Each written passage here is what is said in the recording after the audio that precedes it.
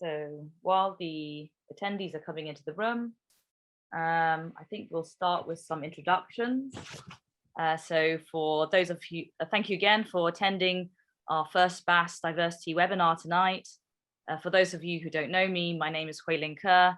I'm one of the orthopedic spine surgeons in Gloucester, and I'm also the BAS diversity rep. I'm joined tonight by Alex Gubran and Al Durst, who are our STIG fellows, and of course, David Sellu, who is our main speaker tonight. So I'll be moderating with Alex Gubran. Al Durst is going to be looking at the question and answer section. And if any of you out there have questions, please put them down in the question and answer section, which is at the bottom of your screen. Equally, you can put some comments in chat, but we're looking at the Q&A box really for the questions. So now I have the pleasure of introducing David Sellu, a consultant colorectal surgeon from London, whom I first heard speak at a diversity webinar at my own trust in Gloucestershire. And there he told us the story of the death of an emergency patient he operated on, which led to a miscarriage of justice against him and his wrongful imprisonment. I found his story deeply moving and extremely troubling, as it's clear that any of us could be the recipient of blame for poor outcomes for our patients, when it's really systems and circumstances beyond our control that are the true culprits. He also wrote a book about his experience, which I do recommend to you all. And when I first read David's story, I realized that he is an exceptional person. His beginnings were so humble in Sierra Leone that his journey alone in becoming a colorectal surgeon is novel-worthy in itself. His writing is extremely captivating and clear, and I couldn't stop turning the pages when I read his book. We're deeply honored to have David here to speak to us tonight about his experience, and I don't want to give anything more away. So David, please, I'll let you now tell your story in your own words. Thank you, David. Thank you very much indeed, Ling. It's an enormous pleasure for me to be talking to this very august audience this evening. And thank you also for choosing the topic of diversity in spine. Diversity is an issue that is now assuming a prominent role in healthcare. When I was first appointed as a consultant general and colorectal surgeon in about 1993, there were only 3 Black consultant colorectal surgeons in the whole of England, of whom Bernie Ribeiro, who then went on to be president of the College of Surgeons, was one. Things have changed. Things have improved, but we've still got a long way to go. And I think meetings such as this are very important in keeping this topic to the fore. So I'm delighted to be taking part. I've chosen the law and regulation because these are the 2 issues that affect us the most as people working in a diverse environment. And of course, there are others, which I'll be hinting on as we go, but these are the 2 that I'm going to be concentrating on. Just a few declarations before I start. I will be talking about legal issues because they deeply affected me, but I'm not a lawyer and I don't have a training in law, but nevertheless, having been bitten by legal matters, I've really taken to the books and tried to keep myself abreast of all the things that happened to me.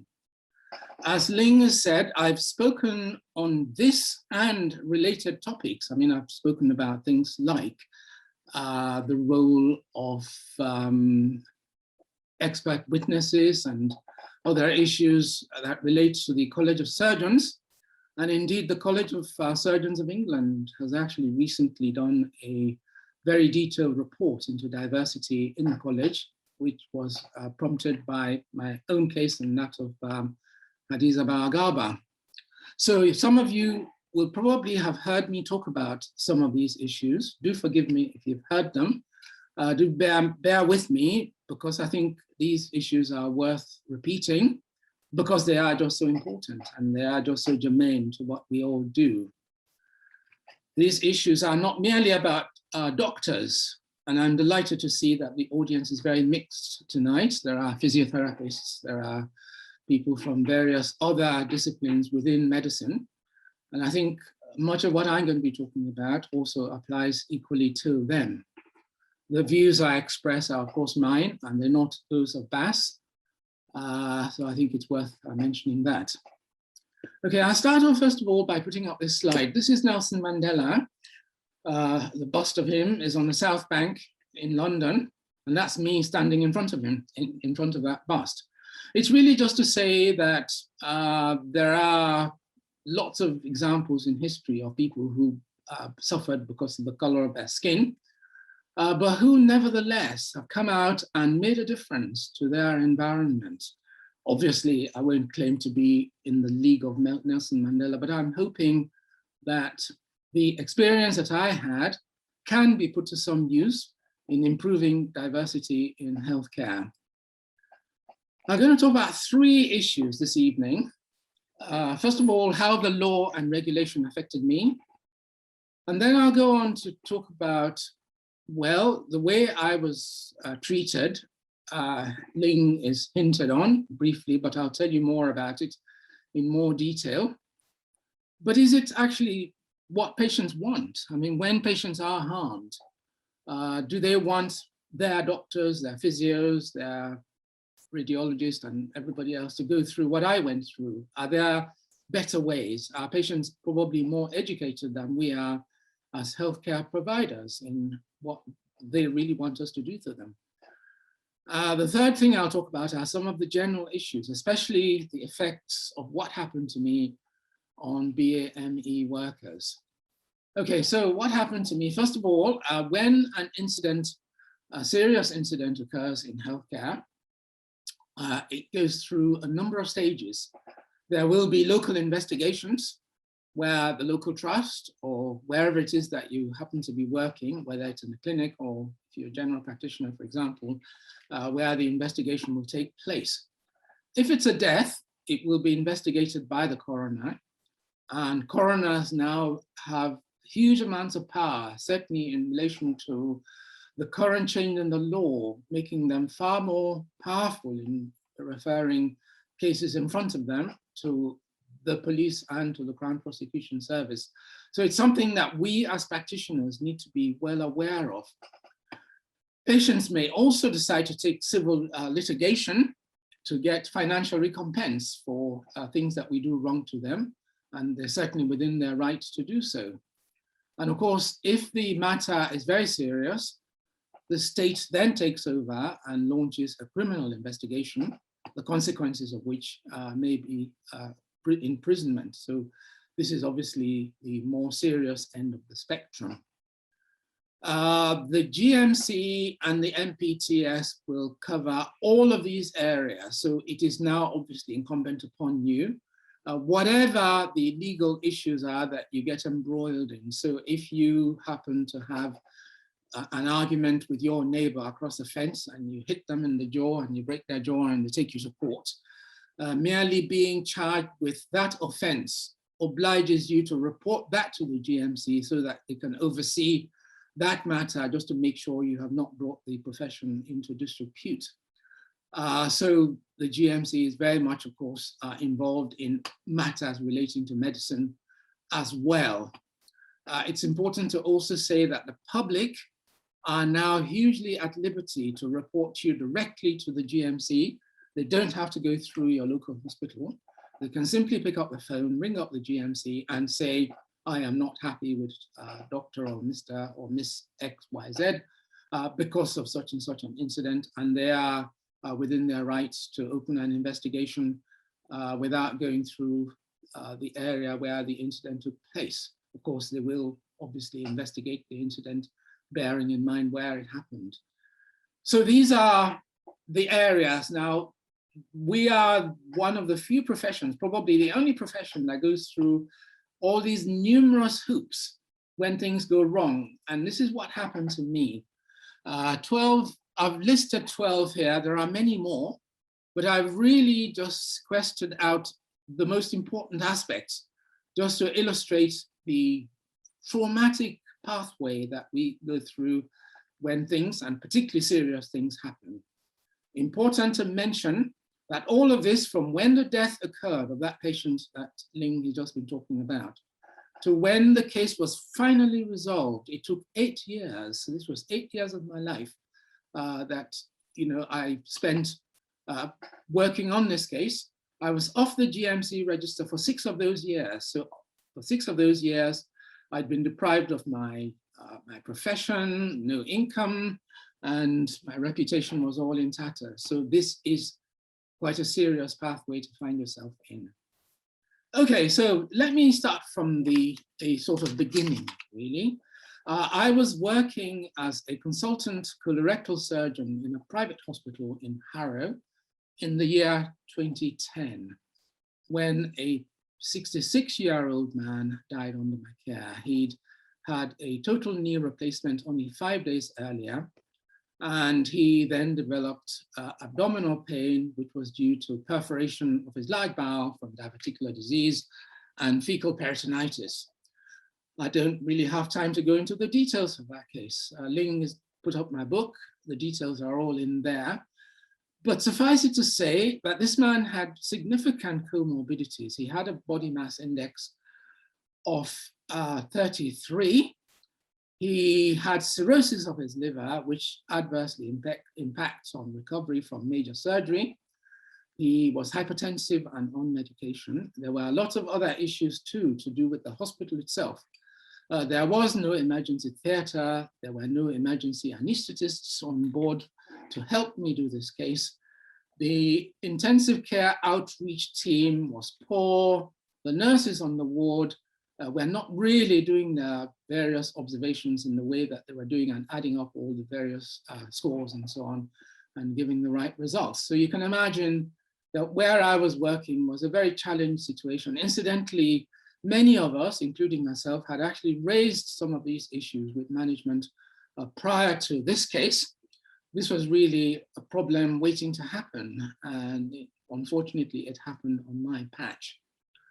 Now, when something like this happens, the hospital has 2 responsibilities. The first is to investigate the role or the roles of all of those people in charge. And in my case, I was the only one that was charged, even though there were actually a number of other people who were involved in the management of this patient and who had a significant input into what happened to this patient. But I was singled out as the one for blame. The second thing that the hospital was obliged to do was to look into its own processes by looking at systems provisions and any possible systems failures. Suffice it to say that the investigation into me was very thorough and in some ways overcritical. The expert witness who was appointed by the hospital was really very, very critical of me. Interestingly, the hospital appointed their own quality manager to do their own root cause analysis, which was also very critical of them. It pointed to a number of significant failures on the part of the hospital. The radiology department wasn't functioning. When I sent this patient to have an emergency scan, for example, they waited until they finished doing their elective scans before they scanned him. So we'd lost quite a lot of time. They'd appointed a single resident medical officer who was looking after 100 patients plus on that, in that hospital, whose English was very poor. There were a number of other provisions that I've talked about, the absence of an emergency operating theatre, etc. Interestingly, the report into me was the one that was taken forward.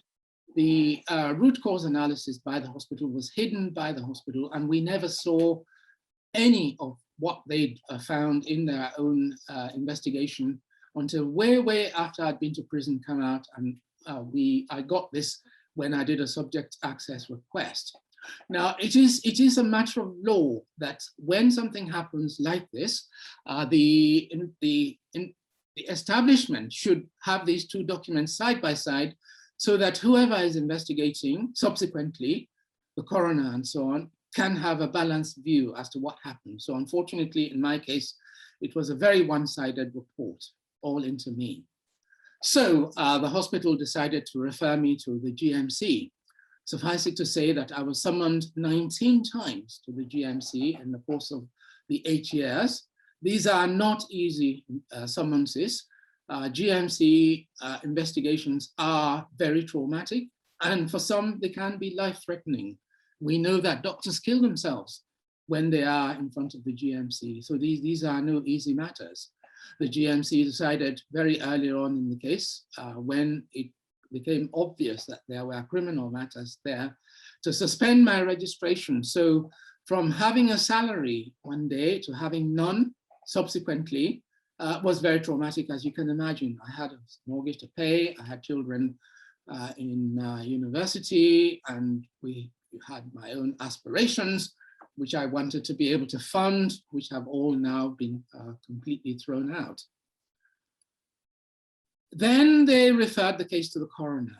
Quite rightly, I think it's important that the coroner investigates these cases adequately. However, the case to the coroner was solid by the fact that the expert who had written the original report was so critical of me that he managed to sway the coroner to complete the case prematurely, to prematurely suspend the case. Well, what happened was the case was scheduled to last for 5 days. I was supposed to be on the podium on day 3. The coroner started in the morning, and by lunchtime, he made up his mind based on that expert report and said he was going to terminate the inquest and refer the whole case to the police. Coroners are, of course, within their right to do so, but I think it's unfair in the circumstances, given that this was largely due to an unfavorable expert report. Again, I'll come back to this issue later on, but this expert didn't really know how to write an expert report. The police interviews lasted for 10 hours in 3 sessions. These were not easy sessions. You can imagine being in a police interview, and it's a very, very traumatic interview. I had no notes. I had a lawyer sitting next to me, but they were not allowed to intervene in any way. And they were picking, every single thing I said was being recorded and would be read in court. So every single mistake, if I did something and I did something else, and later on I said, well, I did that something else actually in the reverse order, then, you know, they're going to be looking at that and saying, you are a liar, you're a liar. And that's precisely what happened to me. But you can imagine the incident that happened took place over 48 hours. And I was giving evidence over 10 hours. I mean, you can imagine they were asking questions about the color of my cat's eyes and, you know, that sort of thing. It was really that intensive. It was very, very difficult. In the end, they decided that they were going to charge me for manslaughter and for perjury. The perjury charge, time does not really give me the opportunity to go into, but this was a spurious charge. It was something I'd said when I was on the coroner's podium, and I hadn't actually lied. It was simply that, you know, they took it as meaning that I was lying and they were being difficult. They know that if they compound a manslaughter charge with a perjury charge, it makes it very much more difficult for the defendant. They were determined to win this case. And so they took me on to Hendon Magistrate Court, where the official charges were read. The case was tried at the Old Bailey. The Old Bailey, as you know, is the highest criminal court in the world. This is where all those high-profile cases that we all hear about have been tried. It didn't have to happen at the Old Bailey. There was a very good Crown Court in Harrow where this case happened, but they wanted to make a very high-profile event of this case because they were now very keen to begin to put doctors into the criminal arena. For too long, they believed that we'd been getting away with it, and they saw this case as an opportunity to take on the medical profession. Now, the press were obviously very interested in this story. This story was on the news every evening. You can imagine a surgeon charged with killing one of his own patients and lying about it. Basically, this was the sum total of the charge. The press were camped in front of my house, and they were following me to court every day with cameras and asking all sorts of questions as I was walking into court. The whole trial lasted 5.5 weeks. I was on the witness stand for 3 days, again, giving evidence over events that took place over 48 hours. So you can imagine what the prosecution were really trying to do. They were just trying to crucify me in the end. Now, the case came to an end. The judge gave his sentencing remarks, and then he sent out the jury and asked them to go and deliberate. The jury deliberated for 2 or 3 days. You can imagine the courtroom was very, very tense. They came back, they handed a piece of paper to the judge, in effect saying, "My lord, this case is too complicated. We don't really understand. Can you give us more direction?" The judge did not give them any more direction. He simply said to them, "Well, in our system of law, you, the jury, are the people who make the decision.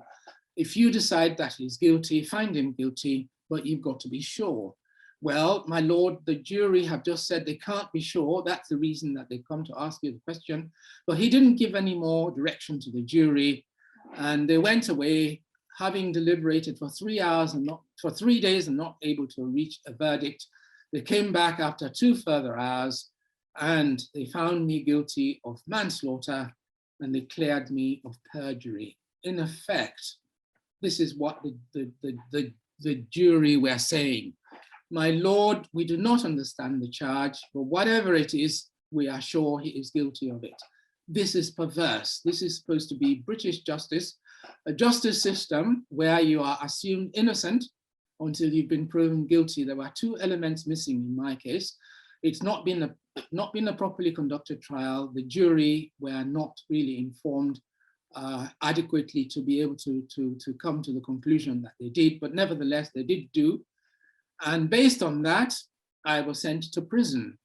I served, it was a 2.5-year prison sentence. I served half of it behind bars in some of the worst prisons you can imagine. I was in Belmarsh, the most high profile prison in the whole country. It was a really perilous place to be amongst real prisoners, real criminals, you know, the terrorists, the bombers, the child killers and, you know, people of that ilk. It was a very difficult time. Anyway, I served my time. I came out, I served the rest of it on tag at home. But for me, probably item number 12 was perhaps most traumatic of all my journeys, of all the events that took place in my journey. At the end of my trial and shortly after I came out of prison, my son, James, who was 24 years of age at the time, he'd been coming to the Old Bailey every day rather, listening to the court session and then going back to finish his course in Manchester, where he studied in my medical school. He got his MB, CHB degree. He'd also done 1 year intercalated master's degree in medical research, which he got with merit. He came to me one evening and he sat me down with my wife and he said, "Mom, Dad, I don't want to go into medicine." And I said to him, "James, why? You've spent a quarter of your whole life studying to be a doctor. You spent the whole of your adult life studying to be a doctor, and you've completed the course satisfactorily.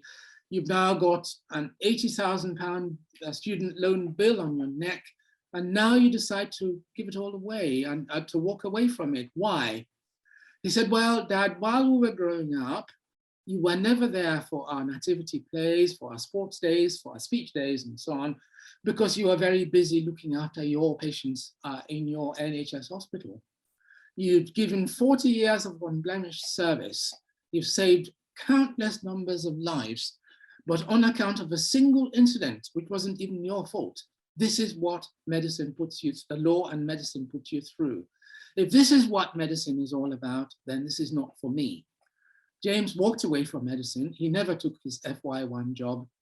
He went into business and he's never gone into medicine again. So you can imagine, A, was sending the wrong message to our young people, and B, this was obviously personally very traumatic for me and my family.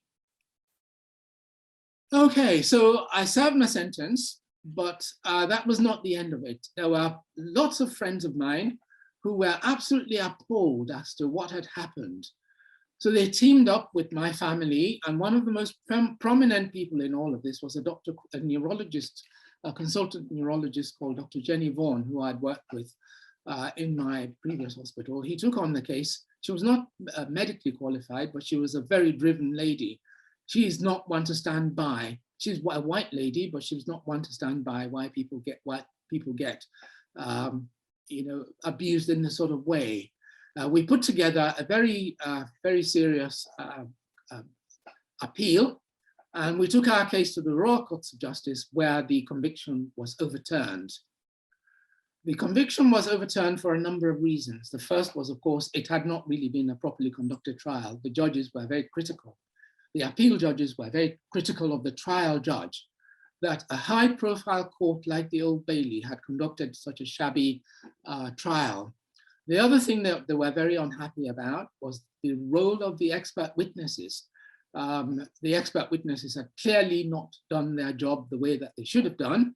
They were merely trying to promote their own causes to show, what high-profile people they were themselves, without really addressing the issues. And they sullied the whole jury. I mean, all they were saying was, well, he's criminally negligent, you must find him guilty, etc., which was not really their role. And the judges were also very critical of that. But in addition to that, there were lots of other things that were now available to us, which we didn't have at the time that we had the trial, which when we adduced meant that the Crown Prosecution Service would not have really, had we had all of that information, they would not have even taken on this case. So they just decided not to retry me. I got no apology, no compensation. Not that any form of financial compensation would have made any difference to the humiliation that I went through. But nonetheless, I didn't get one. The coroner decided not to resume the inquest because he said that all the matters that he was going to be inquiring into had now been looked into in the course of this very thorough inquiry through the court system. What that meant was that the family no longer had the closure that they wanted, because they didn't know now who to look to as having been responsible for their loved one's death.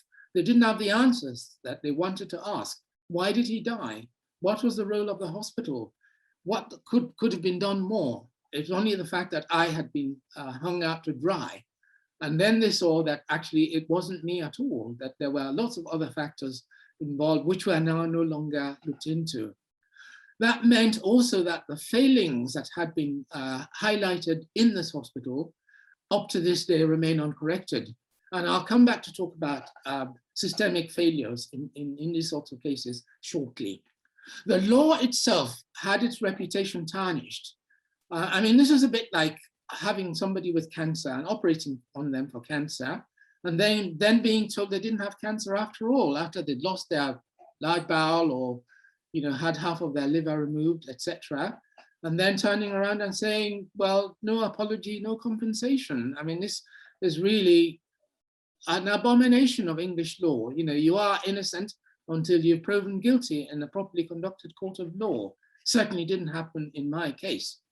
Now, the GMC, not wanting to miss the opportunity, decided to take me to task because they were not finished with me. They decided to try me in their MPTS court. The trial lasted for 6 weeks.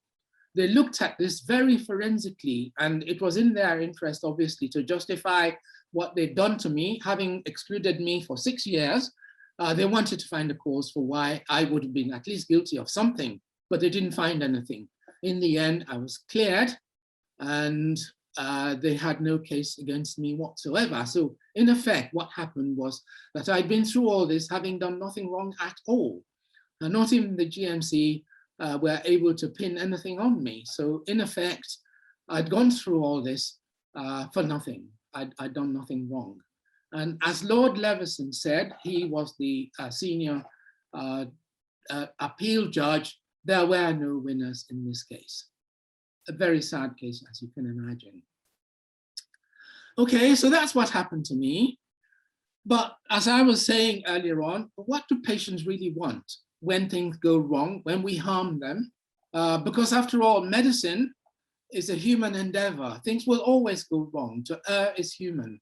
However hard we try, because of the nature of the human, because of the nature of the circumstances where we work, because of the nature, the human fallibility, there will always be errors. But what do patients really want when we harm them? Well, this is what we've done surveys, and patients have told us that this is what they want us to do. The first thing they want us to do is to put up our hands and say, look, we're very sorry, we harmed you. To take responsibility for that, I think, is one of the most human things that we can do to our patients. The second thing they want us to do is to involve them in any investigation so that the circumstances in which their loved one or they or their loved one were injured or their loved one died can truly be explained to them unequivocally and plainly and honestly, and also to have their voices heard in the course of that investigation so that they can ask the right questions and get the right answers and so on. The third thing that patients want us to do is to say that we will learn from any lessons that happen from this case so that it doesn't happen to anybody else. You hear patients say this time and time and time again, don't want this to happen to anybody else. Of course they want compensation. Most of them don't go in for the money. They simply want the first three of those things to happen. But I think it's only fair, you know, if somebody was a taxi driver, you've done a spinal operation on them and they're now completely paralyzed, they can't now care for their family, they are the breadwinner. I think it's only fair that they be adequately compensated so that their family can continue to lead their own lives. They don't want blame. They don't want to send us to prison. They don't want our registrations to be suspended, but they want accountability. And they will only recourse to law when we fail to do all of the above. So that is what patients want when things go wrong. Unfortunately, we've done it the way that things happen to me. So now we're talking about BAME and diversity issues in relation to BAS. And I thought I'd spend the last session here really talking about these general issues and particularly the effects on BAME workers and how you and me and others in our position are affected by some of the issues that came out of my case. First of all, let's talk about systemic issues. Now, things happen in medicine not because of individuals failing. You know, none of us really gets out of bed in the morning wanting to cause harm. Yes, there are doctors who want to do that. I mean, you know, Harold Shipman, whose case you all know about, went about killing people for his own gratification. We heard about the case of Ian Patterson, the breast surgeon, who did those mutilating operations on his patients those many years ago, who's now serving a prison sentence. But that is not the case. In the majority of instances, we all get out of bed in the morning. We want to do the very best for our patients. We do, and you suddenly go home, and 6 weeks later, the police are knocking on your door saying, we've come to arrest you because we think you've committed a criminal offense. Well, that's never really the intention. We don't want to cause harm. It's simply because we find ourselves in a very difficult, complex system where human endeavor comes along with system provisions in order to provide that complex care. And it's the combination of a mixture of failures of all of those that brings about the bad outcome. Now, what the current approach is really rather akin to something like this. This is an accident that's happened, say, somewhere on the M1. It's a major motorway, and it's on a bend in the M1. It's a foggy day, and visibility is very limited. It's been snowing, and the road is not being gritted, and the road lighting is very poor. This poor chap at the top of the queue has been speeding in spite of all the problems. He hits the central reservation and comes to a sudden stop, and 20 other cars then ram into the back of him, one another. And the police come along, they drag him out, and they say, it was all your fault, you caused this accident, they tap themselves on the back, they go away and they say, problem sorted. Well, they haven't really sorted the problem. What about all those 20 people who concertinaed one into the other? They were speeding, weren't they? Visibility was poor. They shouldn't have been driving so close in front of one another, behind one another, and they should have been able to stop when they knew the road conditions were bad. What about the fact that the road was gritty, was snowy and slippery and hadn't been properly gritted? What about the fact that road lighting was poor? What about the fact that this road is on a nasty bend and so on? I.e., there are numerous systemic issues. You walk away from this, arrest this chap, put him in prison because of all the deaths that occurred as a consequence of this accident, and you tap yourself on the back and you say, problem sorted. Well, problem's not really been sorted because you've left a major accident black spot. And this is precisely what has been happening in medicine, that we go in, we say we've sorted out the problems because we've been arresting individuals, blaming them, and walking away with the systems. And what has happened? Well, you all know about all of these major medical issues which have been due to a failure of systems in all of these hospitals. It's not just simply a failure of people. It's failures of systems, failure of management, failures even of the people who are supposed to be regulating them. The CQC have not really performed very well. The GMC have been criticized for all the ways that they've handled all of these cases in all of these major hospitals. The Bristol Heart scandal, the contaminated blood issue, which has killed many thousands of people prematurely. Mid-staffs, you really ought to read what's in the mid-staffs inquiry. It's an indictment of the entire NHS. It's not really of people, it's also of systems. It's also of the regulators who all failed the people of Mid-Staffordshire. Furness General Hospital, Morecambe Bay, others, Shrewsbury and Telford is just coming on board now. And of course, the elephant in the room is COVID. Many, many thousands of people have lost their lives unnecessarily because of some of the decisions that were made at the top. Well, nobody's been taken to court. Nobody's had to ever been sent to prison because of all the thousands of people who've died in all of these incidents. What are you going to say to the people of Bristol, to the people of Mid-Staffordshire, to the people of Morecambe Bay about why their loved ones died and nobody's actually been held to account? It's a major scandal happening in our National Health Service. And yet only a very small number of people have been held to account and sent to prison, including me.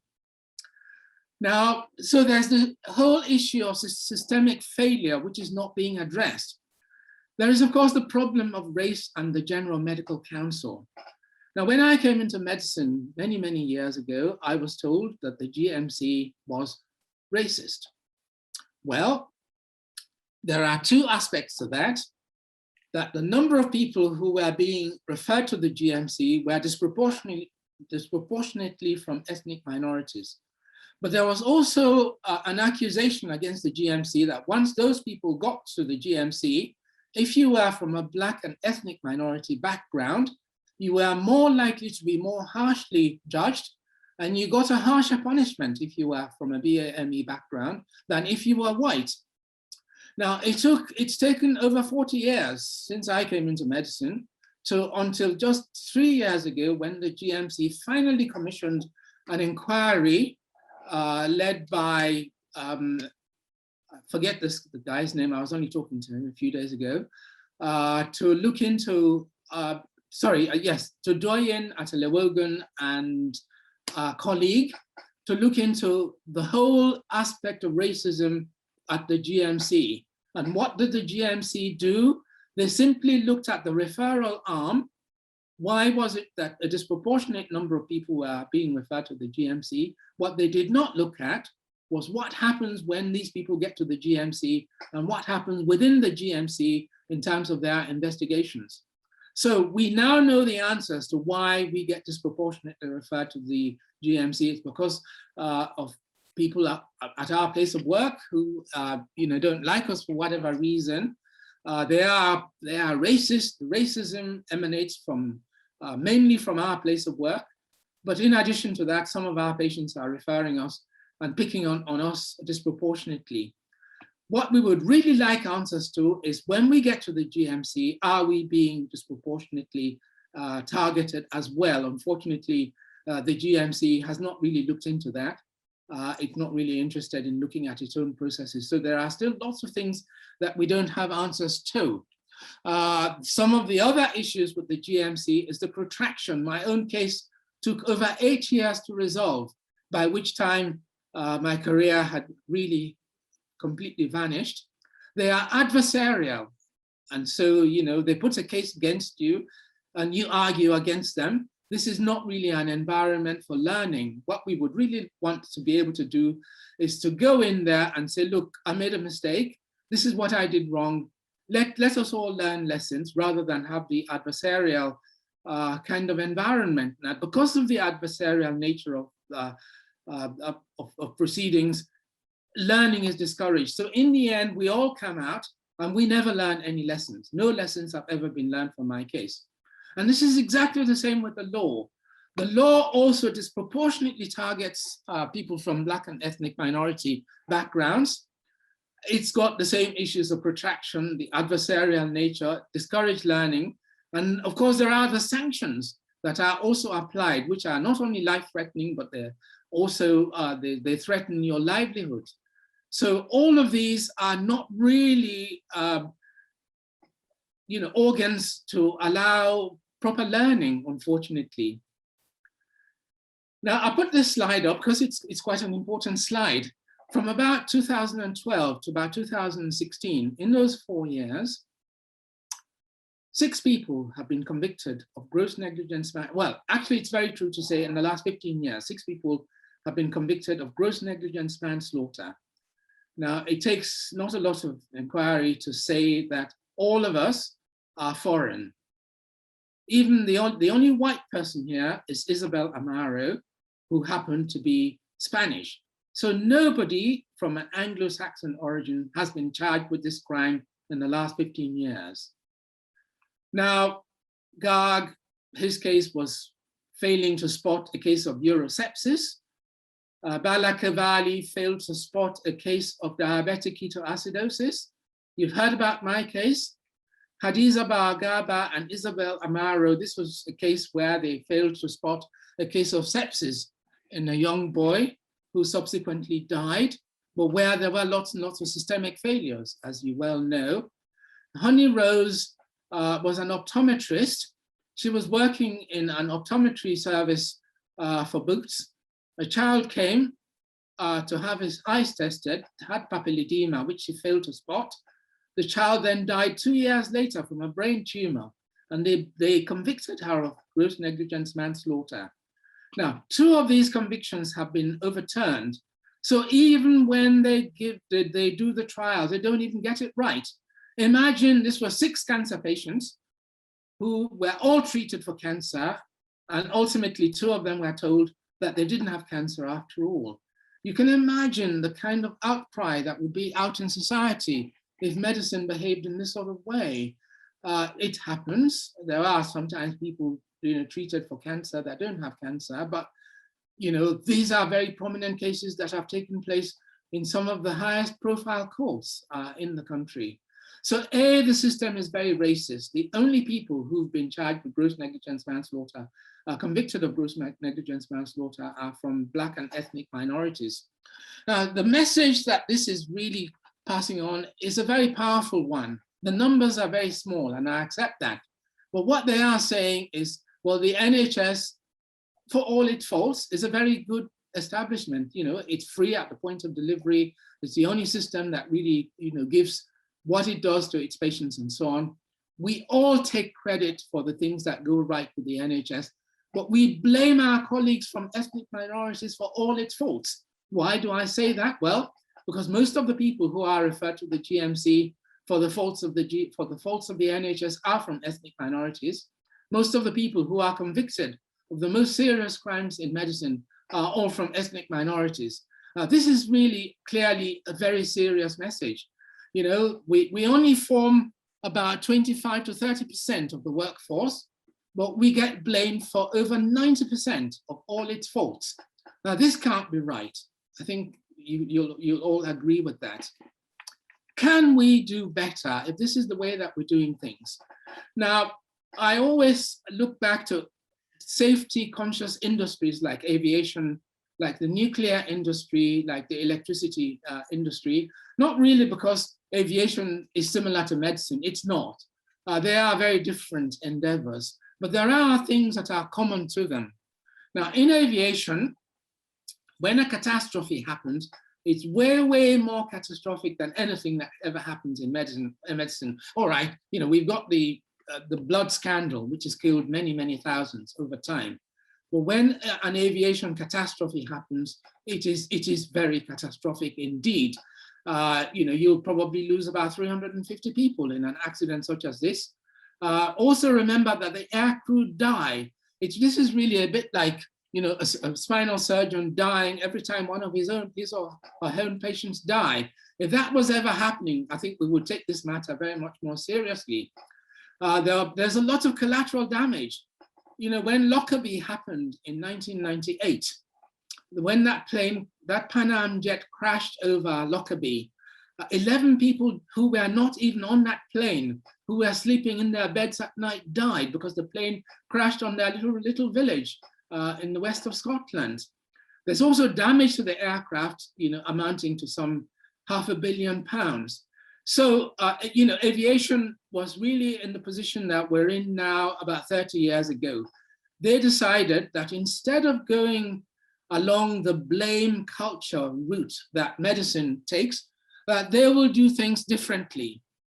What they did was to provide what are known as safe spaces for reporting errors. So if you're working in the aviation industry today, something goes wrong, you are given a safe space to go in and say to them, listen, you know, I did something wrong. I gave the wrong dose of penicillin and nothing happened to the patient, but you know, it could be catastrophic next time somebody does this. It's because the vials, you know, looked similar. It was something else that I gave, or, you know, whatever it is that you did. Can we now learn this as a lesson? This is what they do in aviation. Near misses are thoroughly investigated. Aviation investigations are one of the most thorough. If something happens in aviation, you have people from all walks of the aviation industry looking into what went wrong. They don't apportion blame. There are no sanctions. It's a learning for all. They put out all the lessons and they make aviation a very, very safe industry. So safe now that you are more likely to die in an accident in the taxi that takes you to the airport than from an aviation incident. This is where we've got to in aviation. Sadly, we're still lagging behind where aviation was 30, 40 years ago. I think it really shows that we've got to have that maturity. We've tried the stick, it's not working. Aviation did that for many years. They found it wasn't working. They changed the working pattern and tried the carrot. In effect, doing this is what has changed the whole culture in aviation, so much so that now aviation is a much safer area to work. I'll finish by just putting down 3 take-home messages. There are many, many messages from my experience, but the 3 that I really want you to take away with you are that criminalization of medical incidents does not make patients safe. All it does is it stops people from being open. It stops us from learning. It merely makes people more frightened when things go wrong, and they simply assume that adversarial role that is obviously liked by the law and by the regulator.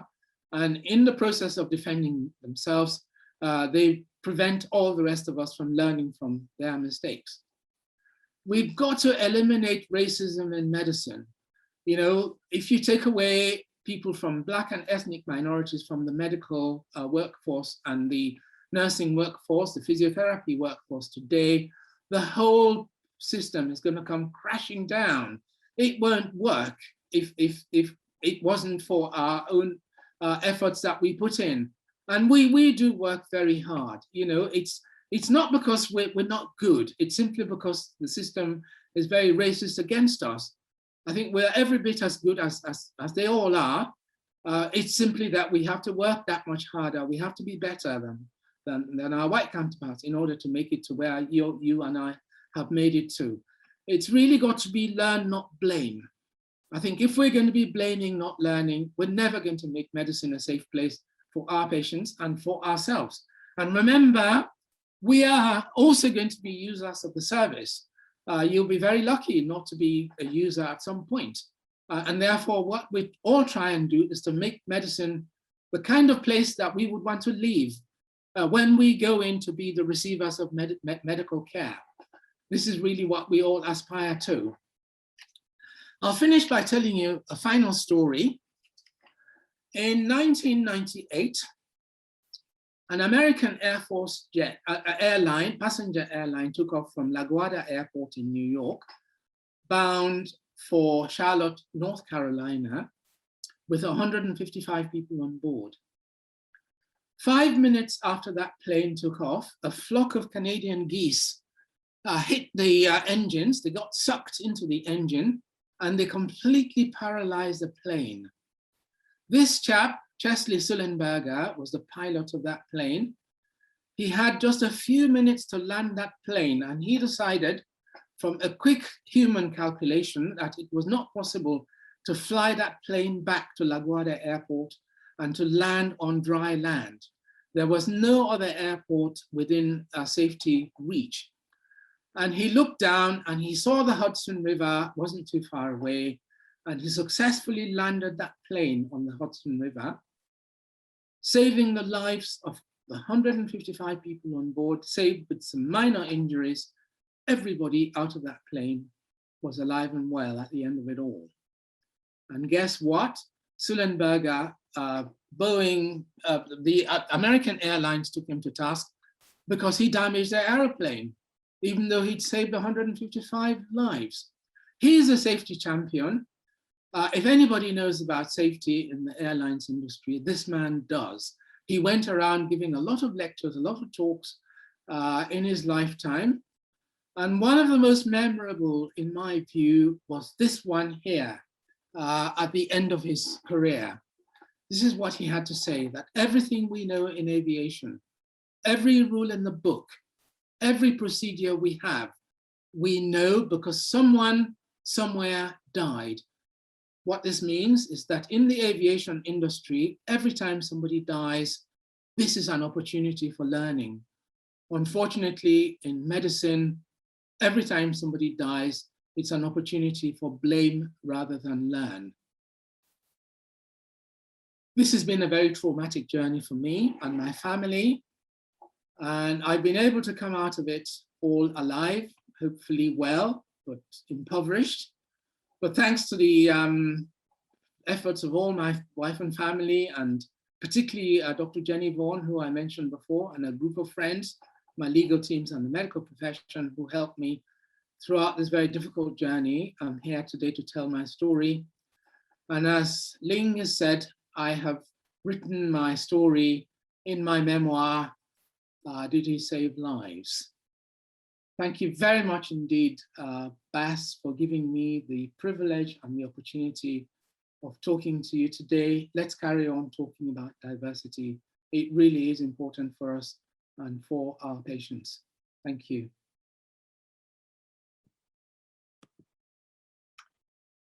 Thank you so much, David, for speaking so candidly and openly and clearly about what happened to you.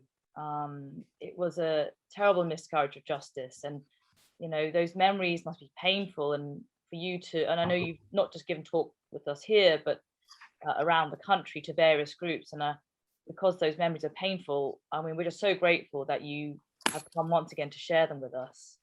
And I remember hearing you talk at the diversity webinar at my hospital in Gloucestershire Hospitals NHS Trust.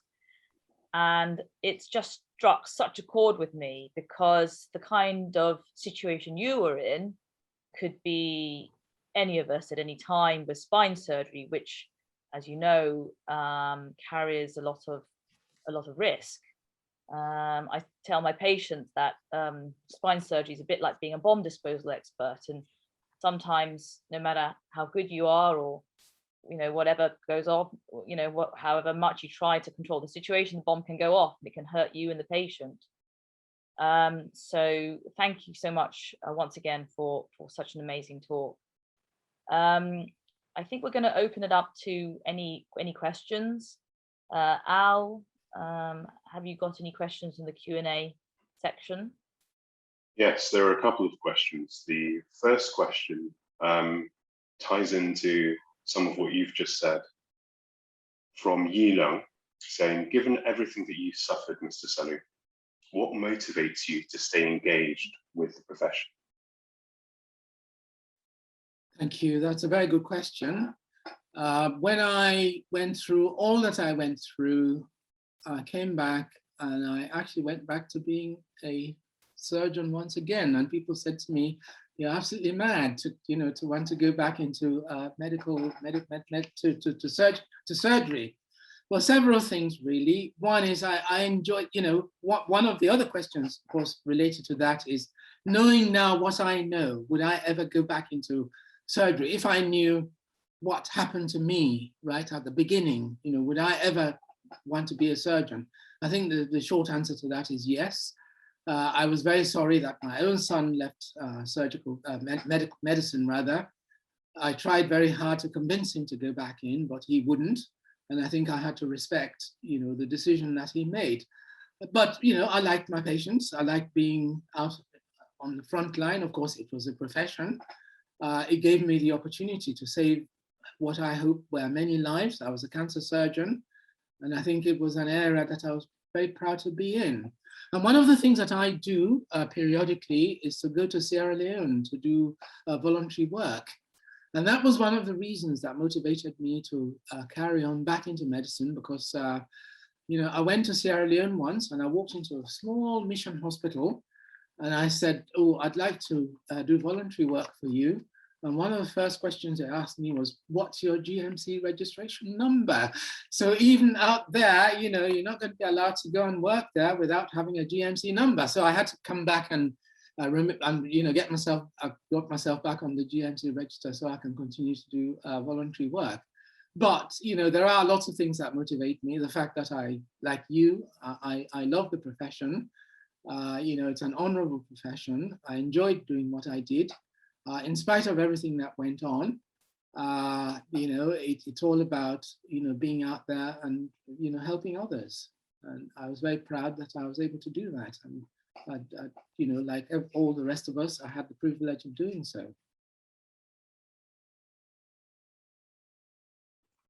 There's another question from Neil Orphan, which is, what happened to the experts that gave evidence in the trial? Okay, thank you, Neil. That's a very good question, and also ties in another question. Sorry, I keep sort of bringing this on, but since my case, what has really happened? What's changed in medicine? Has anything changed since my case? Yes, several things have begun to happen. Not fast enough in my view. My case, the patient died under my care in 2010. We're now in 2021, so it's been many years since, more than a decade. But one of the areas that change occurred was in the College of Surgeons itself. One of the things that I didn't have time to talk about, which I can just talk about very briefly, was when my patient first died, one of the areas that I looked at for help was the Royal College of Surgeons, for a number of reasons.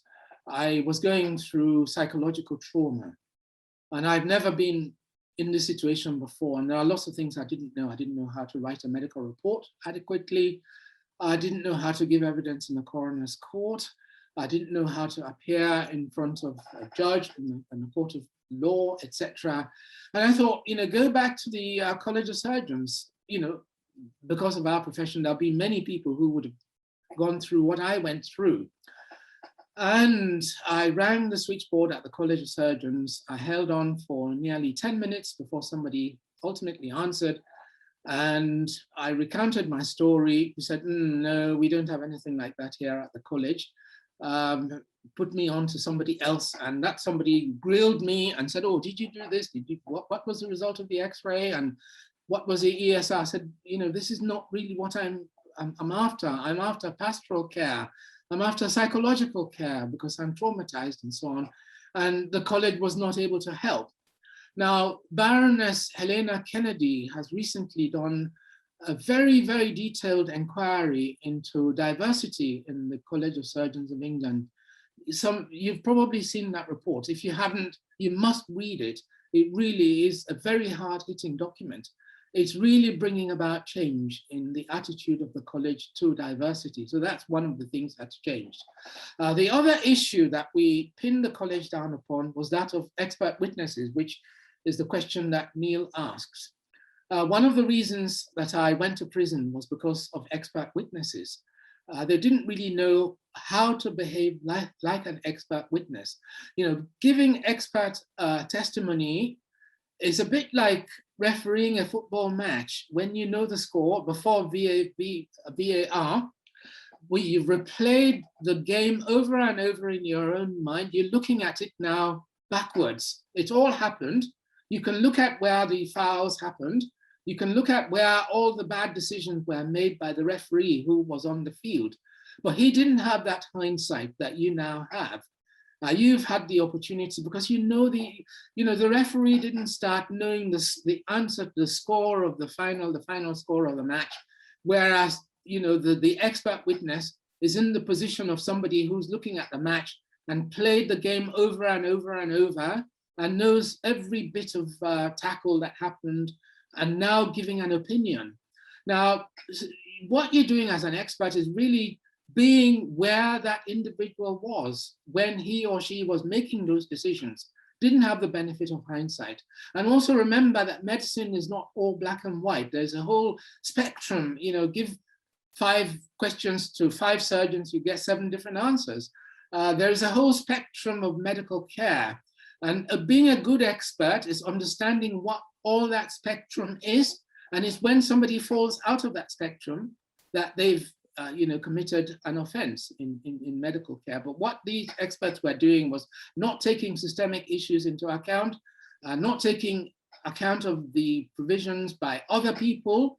There were other people, making mistakes all around me when I was treating my case, and they were never brought to answer. And what has changed is that we managed to convince the College of Surgeons of England to actually look into the whole business of how expert witnesses behave. They now have a process where people are going to be registered, they will be accredited, they'll be kept on that register, and they have to maintain that they are real experts. At the moment, anybody can put up their hands and say, I can give expert testimony, and they do, which is absolutely wrong. I can't, today go on a weekend course and come back and say, oh, I'm now an expert, spinal surgeon. Nobody's going to believe me if I did that, and yet this is what experts do. Weekend course, learn to be experts, and then come out and say we are expert witnesses.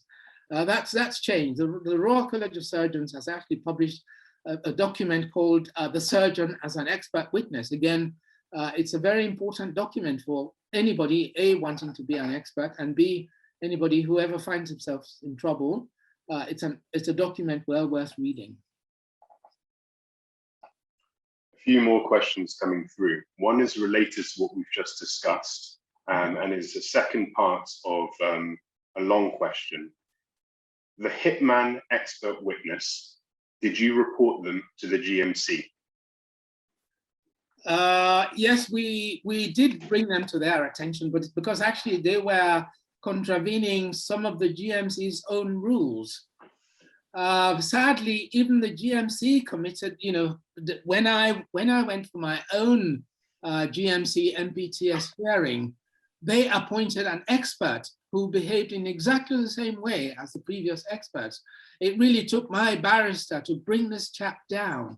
And this was, one of the first few times that the GMC actually recognized that even their own experts were misbehaving. I think the rules have tightened now. Up to the time that I was tried, if an expert gave poor expert opinion, they got away with it scot-free. Experts can now not only be reported to the GMC, they can actually be taken to court if you can prove that your expert, that you suffered because of your expert, they can be taken to court and they can be fined. And there have been occasions where experts have really lost a huge amount of money because they've not given the right amount of the right type of expert opinion. So unfortunately, at the time, the ruling hadn't come into effect. So there was really nothing I could do as a consequence of the expert opinions that I had to endure, unfortunately. But if it happens today, I think a lot of those experts would really, be taken to task, undoubtedly. So that last question was from Prof. Charles Davis. He's also made a comment from personal experience. His own anaesthetist was charged with manslaughter due to what he says was a rogue Home Office pathologist giving false evidence, who was struck off about 17 years ago. And he said that particular person was white, so that may have influenced it. That links into a question by Andrew Hilton, which is, do you think if you were white, you would have been treated in the same way? And he says it is clear to him that the Bawagaba case would not have gone ahead if she were white. I agree with that entirely. And I think what we've done is, when I put up this slide, if I can just go back to it, that's a very pertinent question. It's a very important question because, look, Sudhanshu Garg, he failed to diagnose a case of urosepsis. Now, okay, we all make mistakes and this sort of thing.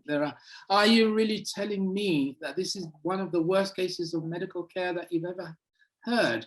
Balakavali failed to spot a case of diabetic ketoacidosis. He was a locum GP who was called in at night to go and see a patient who had diabetes. Unfortunately, the patient was suffering from diabetic ketoacidosis. And in the 10 minutes or whatever the length of time was that he had, unfortunately, he failed to diagnose diabetic ketoacidosis and he was sent to prison. Honey Rose, I mean, look at the case of Honey Rose. Honey Rose examined a child, as I was saying, who had papilledema, very mild case of papilledema, which she was unable to pick up. And that child died from a brain tumor 2 years later. You ask yourself the question, what happened when his symptoms developed? What happens to the parent? Did they report this boy's symptoms to anybody before it was too late? What sort of operation did this boy have? What was the care subsequently? And yet she was the only one that was taken to task for not having previously diagnosed a case of papilledema 2 years earlier.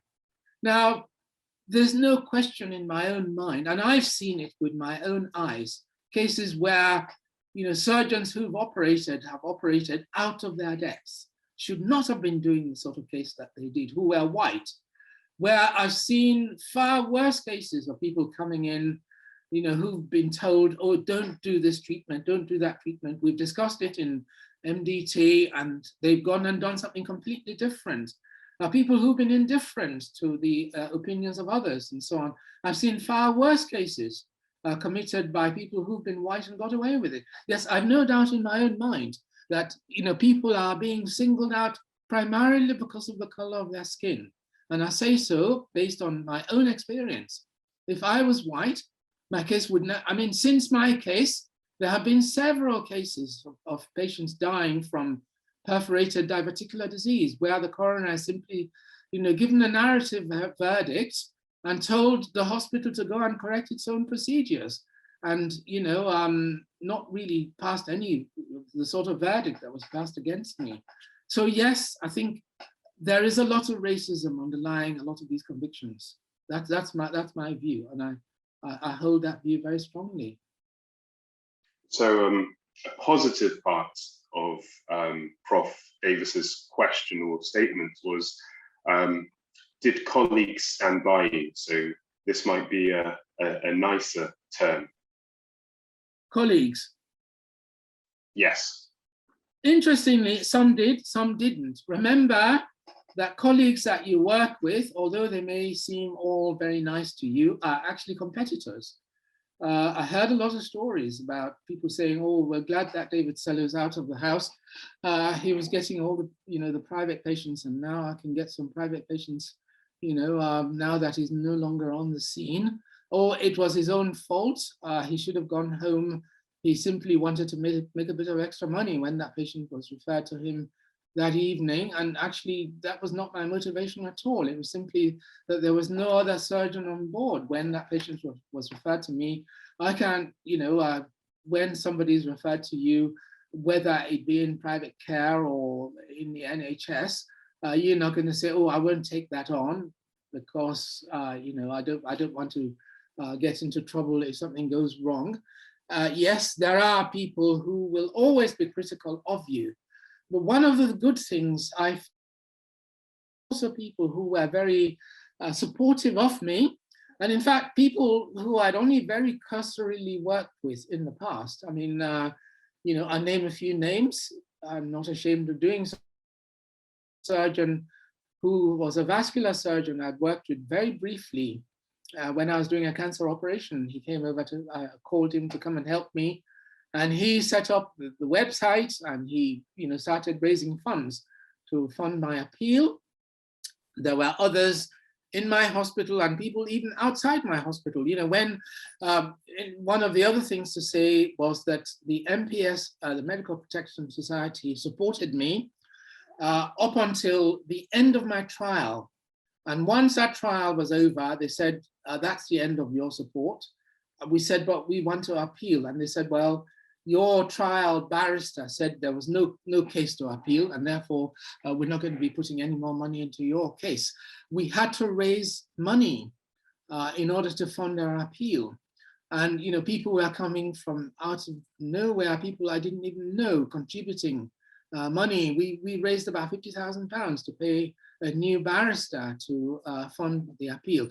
The MPS did come on board subsequently. We reported them, and somebody took them to task, and ultimately they refunded every bit of money that we paid. But yes, there were people who I didn't even know who came to our help in the course of all of this, which was obviously very pleasing. But some of your friends will remain critical of you, but there are others who will come to your aid.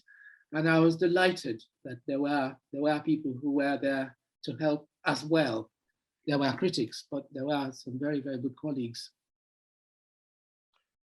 The last question that we've got is from Ben Okafor, which says, "Given that the index patients that died in the private sector, what would your advice be to surgeons who work in the private sector?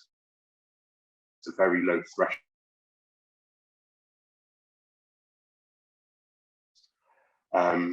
And he says, as a form of defense medicine and self-protection." I think you've touched upon that. Okay, dialing 999 to take somebody to a NHS hospital when you're working in private care is not necessarily the best thing to do. I've had 2 previous cases myself, and I very briefly, without protracting this whole discussion, that was one of the options that was open to me. But when I was working at Ealing many, many years before, not that many years before this index case that we were talking about, we ran out of ICU beds.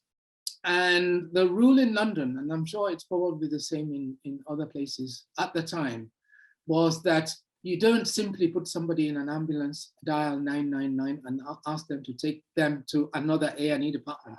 Because what you're doing is you're undoing all the work that you've already done.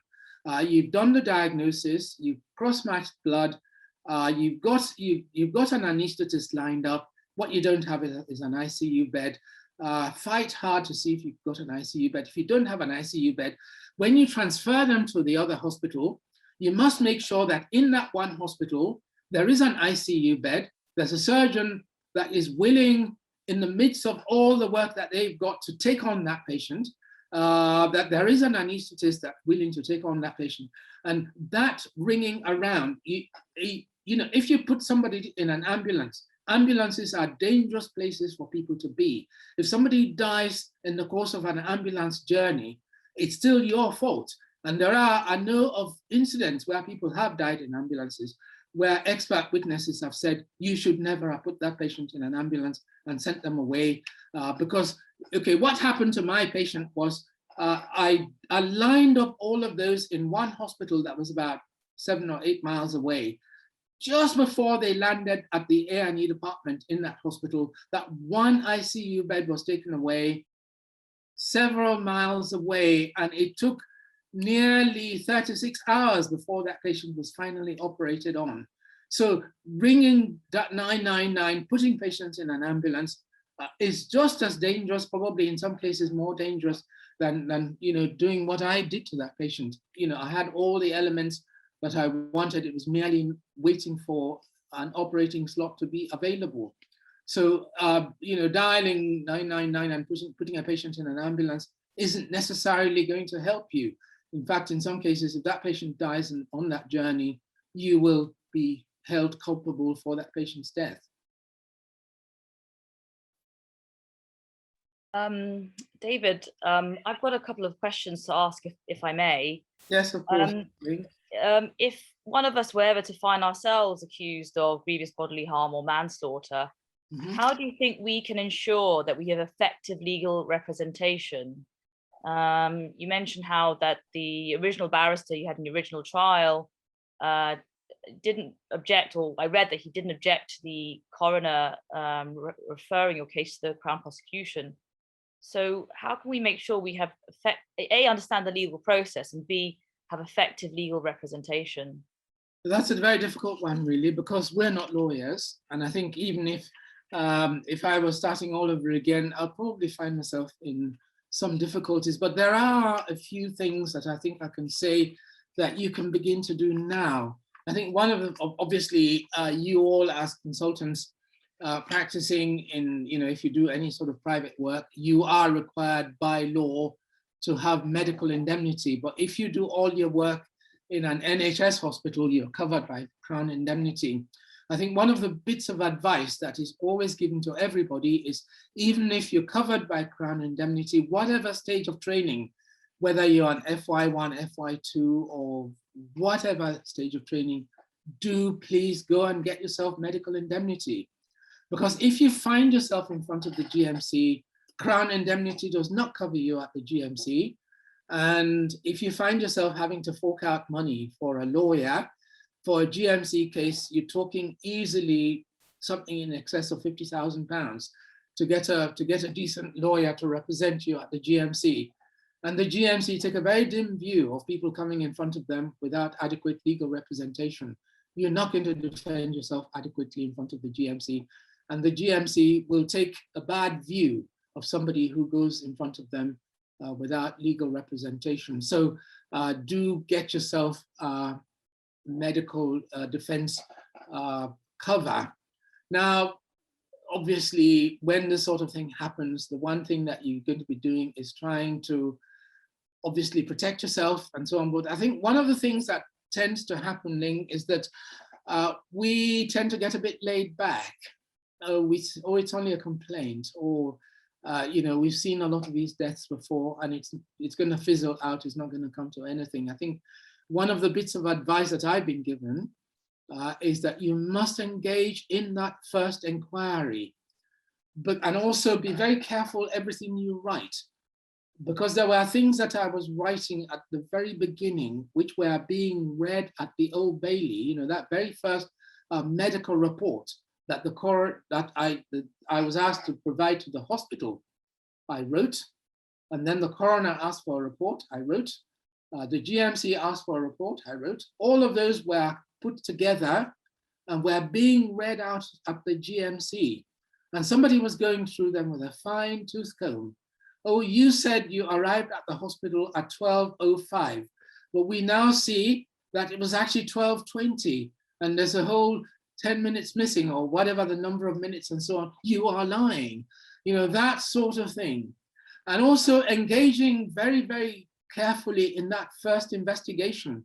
If there's anything you can do to prevent that from progressing further, because the further it progresses, if it's in your power, obviously there are cases where it won't be in your power to progress things. to try and stop things, because once things get beyond a certain stage, the relatives have now been antagonized against you. They're going to be pointing fingers at you. They don't even want to meet you. And, you are now a pariah in their eyes, etc. And once it gets beyond a certain point, there is now a point of no return. So if there's anything you can at all do to influence the outcome of the case at the beginning, of course, I accept that some cases are so complex that there is nothing you can do. But if there is anything at all to engage in that very first investigation, that goes a long way. Yes, in terms of choice of barrister, unfortunately, that choice was really down to the MPS. They were the people who chose the barrister. I had absolutely no hand in choosing the barrister. It was only when it came to the appeal that we decided to scrap the whole of the defense team that I had right at the beginning and take on proper, people with a criminal background. The legal firm had done no criminal work. They'd done medical negligence work, but no criminal work. The barrister who took on my case had done very few criminal cases. He'd never been to the Old Bailey, whereas the prosecuting barrister had been to the Old Bailey many, many times. I mean, she was running rings around our team. And so if there's anything you can do to influence the choice of legal representation, it really does help. But of course, when this sort of thing happens to you, there are lots of other things that you're going to be involved in, trying to protect your mental health, trying to look after your finances and so on. And one of the last things that you really want to get involved in is that legal side of things. You're hoping that somebody who can take on the case will take it on. But unfortunately, it didn't happen in my case. I was very disappointed with my legal representation, as it turned out in the end. But I didn't know that at the beginning, unfortunately. But if there's any way you can influence, talk to other people who know something about this sort of thing. And there are lots of names out there of lawyers. They may be very expensive, but I think you've paid your subscription, and therefore you are entitled to have some sort of input. But one of the things I was very slack about was having an input in that side of things, because I thought that they would look after my interest in that area. But clearly, as it happened, they didn't. And also finally, I think look after your mental health. When the sort of thing happens to you, some of our colleagues killed themselves. You've all heard the story of the doctor who drowned himself because he was charged with child molesting at work, of which he was completely innocent. And he was so traumatized that he went and he jumped off a bridge somewhere I think it was in the Midlands at one stage. And I think one thing that this whole thing does do is it takes a toll on your mental health. So don't bear it. I think we're all human, and get very, very good psychological care. And I was glad that I did, although I did try to get it from the College of Surgeons. They wouldn't give it to me. I did in the end get one of my colleagues at work to really, give me psychological care. And I was very glad that I did. I probably survived this whole thing. As you can see, from what I went through, that it really could have taken a huge toll. But, he gave me very good care. And for that, I'm very grateful.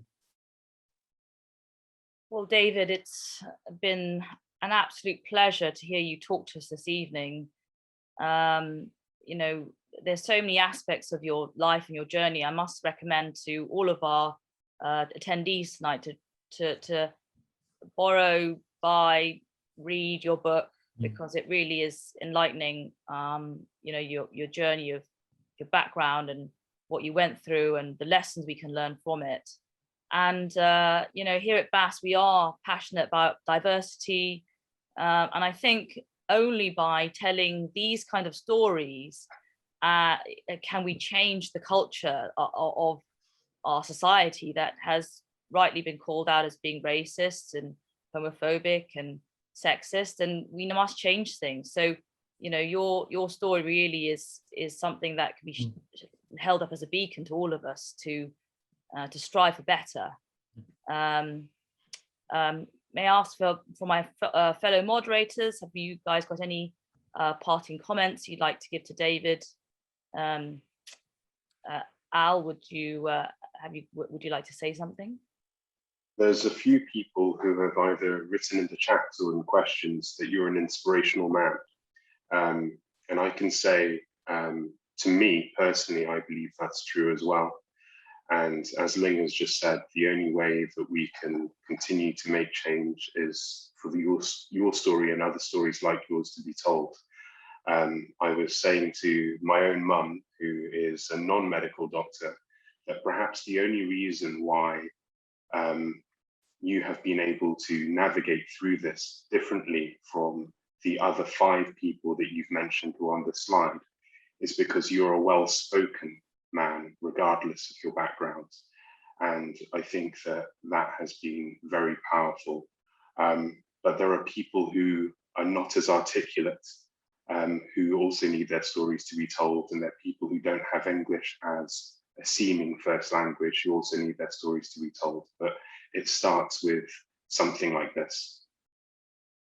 Thank you very much indeed, Al, and thank you all, Bas, for giving me the privilege and the opportunity to talk at this meeting. And as I say, if anything good comes out of this, then the journey that I went through might have been worth it in the end. Thank you. Thank you. Thank you very much. Alex Gubran, and any final words from you before we close? No, just a really emotive, powerful, vital talk, and it's really thought inspiring. And I think on behalf of all of certainly the BAS trainee committee, I just want to say thank you very much to Mr. Sellu, and it's an amazing talk, so powerful, and thank you very much for giving up your time. We're very, very grateful. Thank you. Great pleasure. Thank you. So I'd like to thank all of you for joining us tonight. We'll be organising more BAS diversity webinars in the future, to keep an eye out for updated the adverts in our newsletter and by email. Thanks so much to my fellow moderators, Al Durst, Alex Gubran, and of course Sasha Nahuja, who's been championing us in the background. And of course the wonderful David Sellu. Really, sir, you are an inspiration to us, and thank you so much for sharing your story once more. And we're so grateful for you keeping up the work that you do. And I hope all of you have a very pleasant evening and coming weekend. Good night, everyone. Thank you. Thanks very much. Okay. Goodbye. Thank you.